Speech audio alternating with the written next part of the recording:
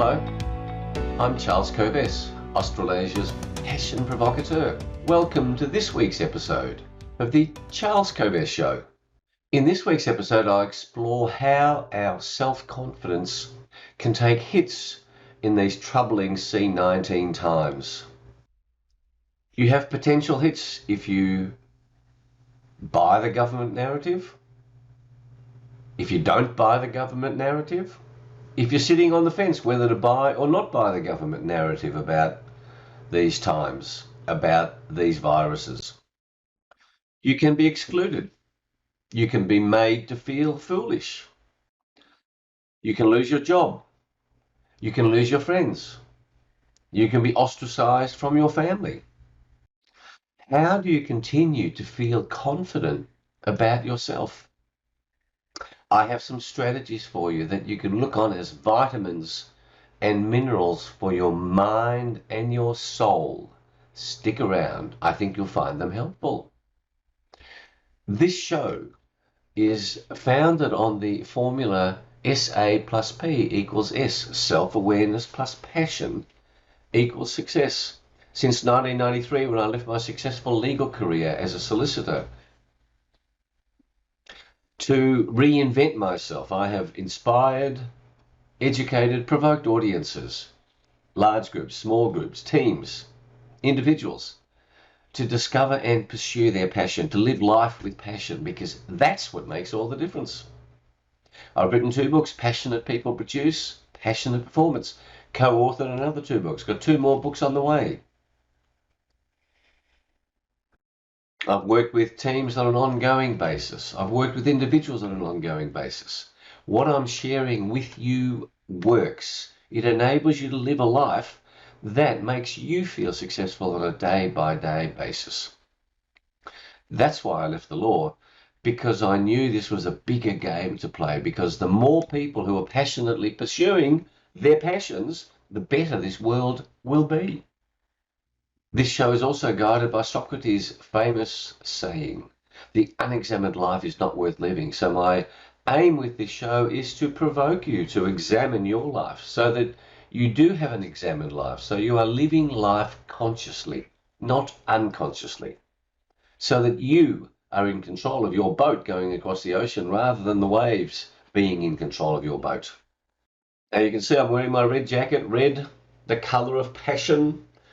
I wear red and it's my brand because I want to provoke you and remind you that when you see red, you think about, gosh, am I pursuing my passion? Each week I explore one big idea that can change your life.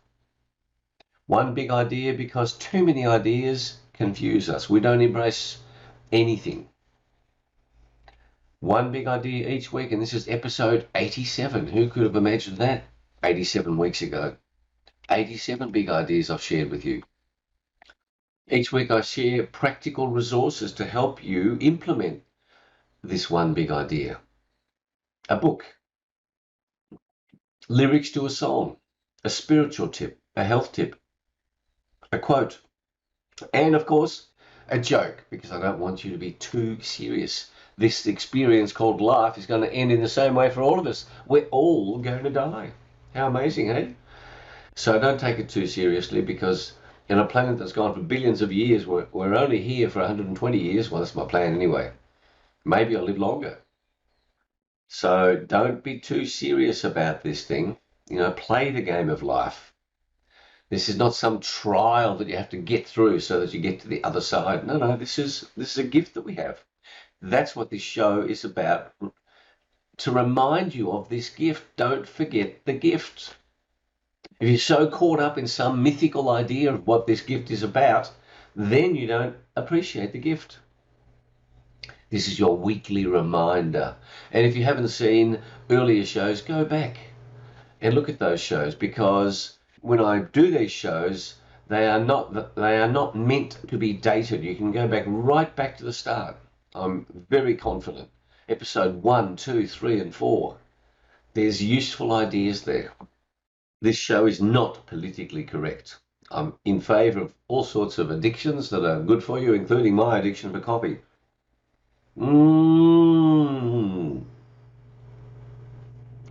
Julie made me a beautiful coffee. Peter supplies us with coffee beans from time to time. Mmm, yum, I love it. And of course, I subscribe to the view that we have a spirit because passion is a source of unlimited energy from your soul, your spirit, your heart. And it's crucial in this issue that I'm going to be talking about today to have a soul, a spirit, a heart. So, what's happened this week? A quick review of the week of what's happening in Australia. I'm recording this in Melbourne on the southeastern corner of the country. It's a 3-hour time difference between Melbourne and Perth for those of you who are in other countries. Recording on a Sunday morning. So what's happened in Australia on our planet? Well, the big thing that's happened yesterday in Melbourne and in other cities of Australia is massive, massive demonstrations. Hundreds of thousands of people demonstrating against mandates, demonstrating against restrictions, demonstrating against loss of freedoms, demonstrating against medical apartheid. It's wonderful to see hundreds of thousands, and the numbers are rising each week. Last week was over 400,000, and the mainstream media newspapers continue their lies by saying in this morning's paper that there were 20,000 in the rally in Melbourne. Hundreds of thousands. Very exciting. Politicians will perhaps one day wake up, but the most important thing is that people are waking up about the threats to freedom. During the week in Victoria, there's been an inquiry into aged care deaths in a particular aged care home, and the Chief Health Officer, his mealy-mouthed lies continue to come out into the public. Quite extraordinary reading what even the mainstream media is reporting about this nonsense of this guy, Brett Sutton. Unbelievable how he's still in this position, and just like it's unbelievable, as you've heard me say, that Daniel Andrews remains as Premier of this state. During the week, I got access to Robert F. Kennedy Jr.'s new book, The Real Anthony Fauci. If you want to see what's going on globally, if you want to inform yourself, get hold of that book. I think there's going to be criminal charges aplenty flowing from the evidence that's presented in that book.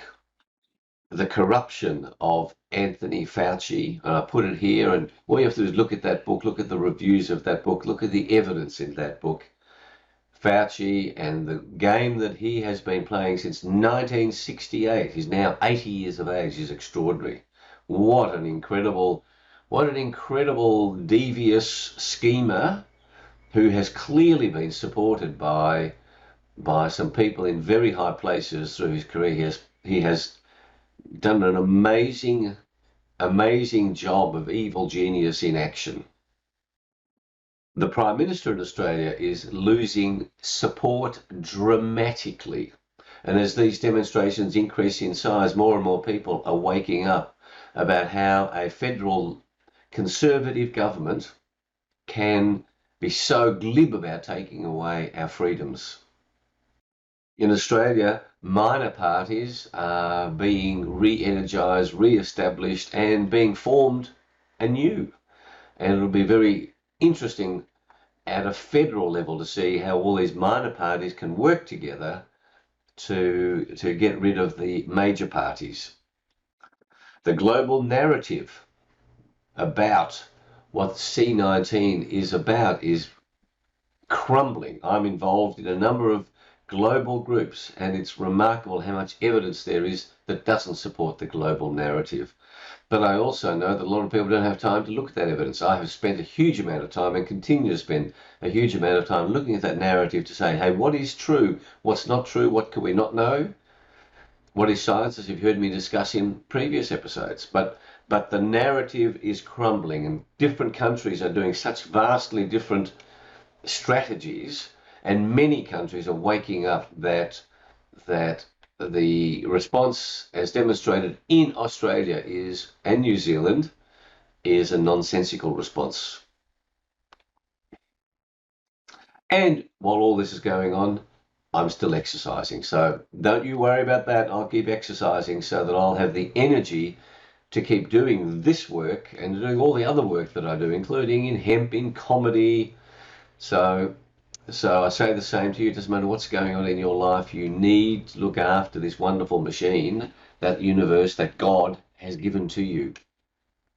So, to our big idea, before I do, I invite you to subscribe to this YouTube if you're watching it, to subscribe on a podcast if you're listening to it, to go and visit our websites, covest.com, charlescovest.com, to subscribe to Passion Points to Ponder, to download the Self-Awareness and Passion Quest Manifesto, and of course, to share this show with your family, friends, and colleagues if you think it's of value. I hope it's of value, and the feedback that I've had over the previous 86 episodes inspires me to keep doing this work. So thank you for those positive comments. So today's big idea. In these troubling C19 times, it's hard to feel good about yourself. It's hard to maintain self-confidence. We get hits to our self-confidence. We each face challenges, whether we're in the majority or the minority of whatever community that you are in. Do you subscribe to what the government is telling you, or do you not subscribe? Those regular viewers and listeners know my position. I don't subscribe to what the government in Australia, in New Zealand, most governments are saying, that this is a pandemic that's going to wipe out humanity. No. And I'm listening to the world's best experts, not government experts, because I will happily have a debate with anybody about the quality of the experts in most governments. They have been bought, corrupted. They are not telling us the truth. However, a majority of people, it appears, do believe the government narrative. Although there seems to be a bit of a conflict, because the numbers of demonstrators in Australia are the largest since the Vietnam War in the early 1970s. That's 50 years ago. So there's a chord being struck somewhere. Nevertheless, we still get hits to our confidence. So let me give you 5 examples in which that happens. Number 1, because of your beliefs of being in the minority, of not buying the government narrative, you'll be excluded from Christmas parties, just like my wife was last night. You can be losing relationships with family members, with friends, long-term friends, who have bought the narrative and you haven't bought the narrative, or vice versa. You have bought the narrative and you're losing friends and family who don't buy the narrative. Third example is a loss of job because of mandates to have these jabs, these poisonous jabs, and you know how dangerous these jabs are, and whilst government says it's not mandating these jabs, you lose your job if you don't have it. And of course, that's coercion, not informed consent. And so many people are losing their jobs. I've heard, and I've put it on notice, that the large number of health professionals in Australia who have been stood down for not having the jab, congratulations to them. And I've heard that lesser trained professionals are being imported from overseas. Think about that, everybody. Lesser quality doctors, surgeons, nurses, dental practitioners, for those who refuse to have the jab. That loss of job also leads to a loss of status, a loss of income. It's hard to take. The fourth challenge to our self-confidence, if we don't buy the narrative, if we're in the minority, is to think, gosh, am I crazy here? Fifth example is, if you've bought the narrative and yet people around you, family, friends, who have had the jabs, then suffer significant adverse events. People are dying. Large numbers of people dying around the world, significant millions of people with adverse events from these jabs. Much worse than you would possibly get if you get a case of this COVID. And so suddenly you lose your confidence because you bought the narrative, and now you're going, gosh, maybe I shouldn't have bought the narrative. So what I say to you is you have to work to preserve your self-confidence, to understand how to preserve your self-confidence, because each one of these hits are painful. And you go, gosh, maybe I should just give in and go with the majority. As I have some people say to me, I have pressure from work saying, look, just take one for the team, Charles. Take one for the team. Well, I say, stick to your principles. I say, be prepared. And I say you can do that by taking a series of simple but repetitive steps to build your strong identity, your internal self-worth, your internal compass, your ability to act with integrity consistent with who you are and who you want to be. You must be prepared for these circumstances. Think about the challenging circumstances that you faced and review how you felt, and then go, is this the real me? What is the real me? One of the great strategies that I have taught many people over the years is to not beat yourself up because you don't know something. The smartest person on the planet knows a tiny proportion of all there is to know. Each one of us only knows a tiny proportion of what there is to know. So don't beat yourself up because you might have made a mistake, you've got something wrong, you don't know all the answers, someone knows a different answer to you. Fantastic. That's no reflection on who you are, of the mighty spirit that is inside you that is capable of such amazing things. But if you get swamped, if you allow these external influences to make you feel bad about yourself, to make you feel less confident about yourself, then you will become ever more able to be swayed by other people's opinions to feel less and less capable.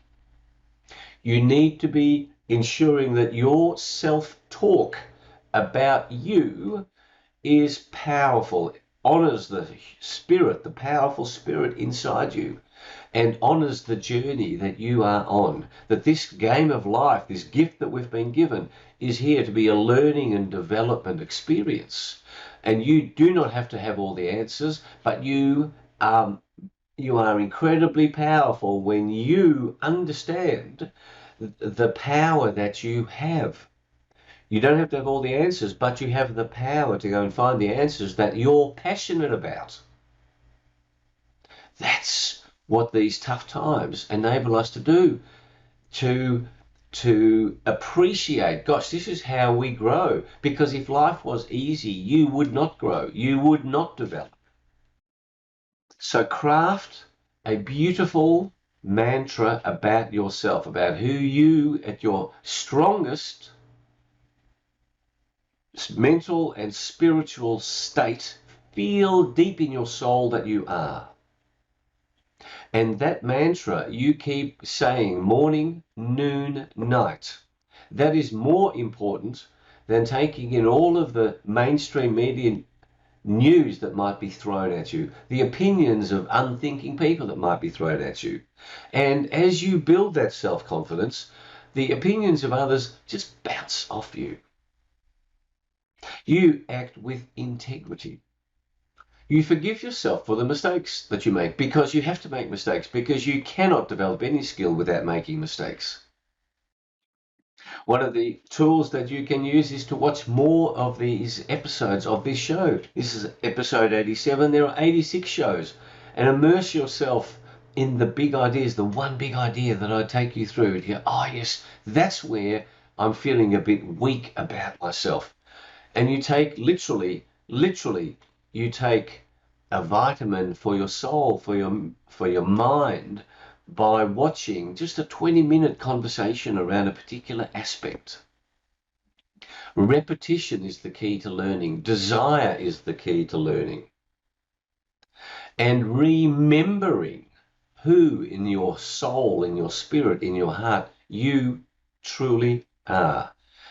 And your preparation around this, your ongoing work around this will enable you in your next difficult situation to let that circumstance, that hurt, that pain that you might be feeling, to bounce off you and go, okay. If you bought into the government narrative allow that you might have made a mistake, and you then go and understand, gosh, I've now looked into it, and I don't like the fact that we have medical apartheid. I don't like the fact that we're losing our freedom, but I do like the fact that we still have coffee to drink. Woohoo! May we always have coffee. Even in World War II, there was coffee. So, what tools do I have for you this week to help you implement this one big idea of being prepared for the hits to your self-confidence, so that the hits have minimal impact on you? Well, my quote is from The Daily Stoic, written by Ryan Holiday. It has some wonderful principles there on a daily basis, and the particular one I'm referring to is of September the 3rd. It's an annual book, an idea each day. But I like what Ryan said about Epictetus's quote, which is, we must undergo a hard winter training and not rush into things for which we haven't prepared. But Ryan says this, and this is my quote for you: we can't do this life thing half-heartedly. There's no time off. There aren't even weekends. We are always preparing for what life might throw at us. And when it does, we're ready, and don't stop until we've handled it. Understand, particularly in these troubling times, how true that is. There's no time off. This is a constant game of you being on your toes. I'll say it again. We can't do this life thing half-heartedly. There's no time off. We are always preparing for what life might throw at us. My book this week is The Subtle Art of Not Giving a Fuck.